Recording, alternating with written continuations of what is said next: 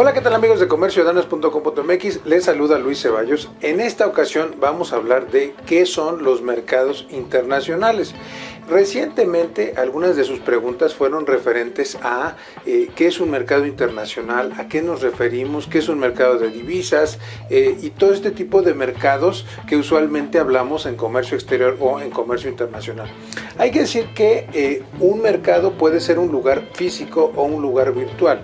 Es decir, puede ser un mercado de artesanías o puede ser un mercado de comidas, pero también puede ser un lugar virtual como un mercado de divisas o un mercado financiero, donde usualmente en esos mercados lo que pasa es que intercambiamos, ya sea dinero o ya sea algún otro tipo de divisa, o podemos inclusive hasta hacer trueque para cambiar dinero por alguna otra cosa. Usualmente lo que intercambiamos es un activo. Por ejemplo, vamos a hacer un ejemplo como tal, el famoso Bitcoin.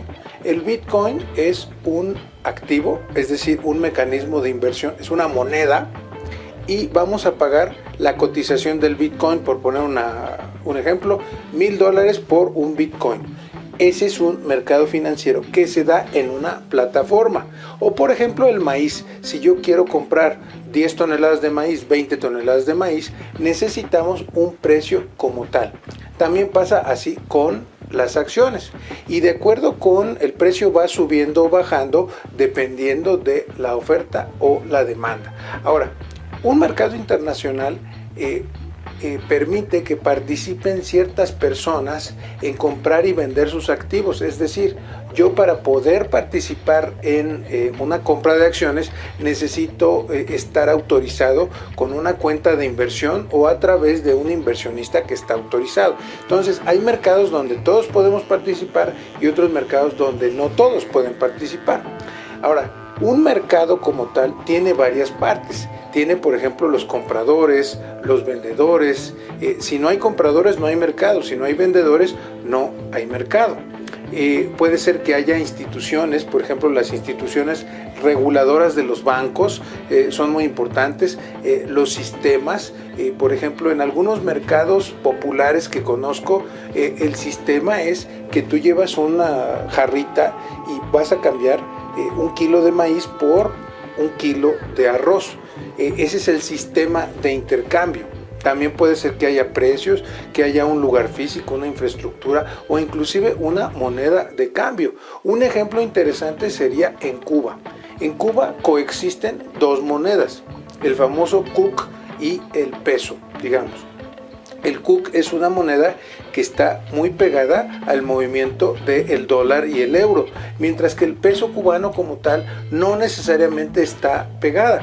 Entonces lo que sucede es que para comprar ciertas cosas populares uno utiliza el peso, que es verdaderamente baratísimo, y para comprar cosas en un aeropuerto, para hacer distintas transacciones, para inclusive comprar o vender un bien inmueble, usamos el CUC, que digamos que es un equivalente al dólar, por ponerlo de alguna manera. Entonces hay lugares donde inclusive hay dos monedas, o si ustedes van al norte de México, en donde se pueden utilizar indistintamente para comprar cualquier cosa, dólares o pesos mexicanos. Bueno, eso es hasta cierto punto interesante. Al final, lo que buscamos con cualquier mercado es que se haga un intercambio. Ahora, hay varios tipos de mercados, pero principalmente hay 3 tipos. De hecho, algunos mercados inclusive pueden ser hasta ilegales, como puede ser el mercado de la corrupción, en donde efectivamente en cualquier lugar donde se da la corrupción hay oferentes y demandantes, o puede ser como el mercado de los estupefacientes. También puede ser un mercado en donde hay una demanda de estupefacientes y hay una oferta, por lo tanto, de distintos tipos de estupefacientes. El primer tipo de mercados son los mercados sectoriales, como puede ser un mercado del arroz, o un mercado del cerdo, o el mercado del maíz, o inclusive el petróleo. Quizá el mercado que más nos hace pensar en cómo funciona el mundo es el mercado del petróleo. Cuando pasó el tema del COVID, obviamente la demanda de petróleo bajó y el precio del petróleo inclusive llegó a ser negativo en una de las cosas más sorprendentes de la historia.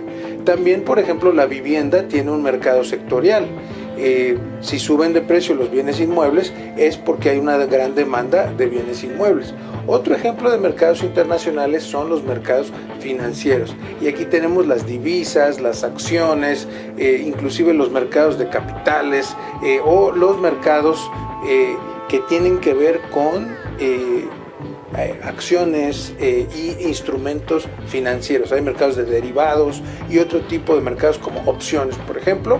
Esos son mercados financieros que pues obviamente en todos los países se tienen y se utilizan y se intercambian constantemente. Hay muchos inversionistas que utilizan esos mercados financieros.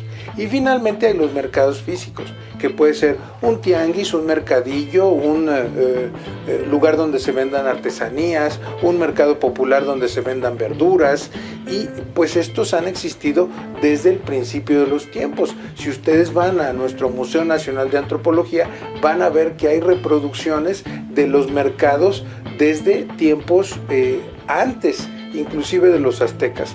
Ha sido el concepto tradicional del mercado. De hecho, en Estados Unidos y en todos los países de habla inglesa, el marketplace es un lugar físico donde se hacen las cosas, y el market es un mercado financiero, digamos, que no se ve, invisible, en donde se intercambian las cosas. Entonces, básicamente, eso es un mercado internacional, y esos son los tipos de mercados internacionales. Si tienes alguna pregunta, déjala aquí abajo. Estamos obviamente en este canal tanto para ayudar a mejorar el conocimiento de los importadores y los exportadores, como para responder varias de las preguntas que existen. Y nos vemos en una próxima ocasión aquí en comercioaduanas.com.mx.